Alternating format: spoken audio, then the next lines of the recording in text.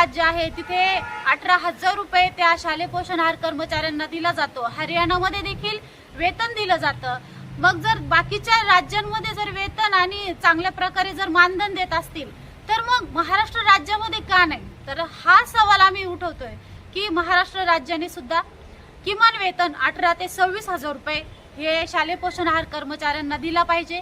त्याचबरोबर दिवाळी बोनस हा आमचा हक्काचा असतो। दिवाळी बोनस सुद्धा त्यांनी जसं अंगणवाडी कर्मचाऱ्यांना देत आहेत तसं शालेय पोषण आहार कर्मचाऱ्यांना देखील बोनस मिळाला पाहिजे। आम्ही 3 दिवस त्यांच्या घराच्या आजूबाजूला आहोत। आमच्या मागण्या जर मान्य नाही झाल्या तर आम्ही दिवाळी तिथे आणि तिथेच काढू, तिथे दिवाळी साजरी करू। बघू कोण येतंय कोण सामोरे जातोय। जोपर्यंत मागण्या पूर्ण होत नाही आम्ही उठणार नाही। हा CI2चा संदेश आहे।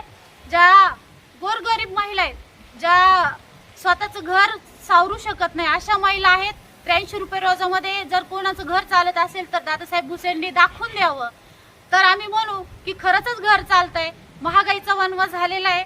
तर त्यांना विनंती आहे, दिनांक 15, 16 व 17 या 3 दिवसामध्ये आम्ही तिथे धरणे आंदोलन करत आहोत। त्या आंदोलनाला तुम्ही सामोरे जावं। आमच्या ज्या ज्वलंत मागण्या आहेत त्या पूर्ण कराव्यात। धन्यवाद। इन्क्लाब जिंदाबाद।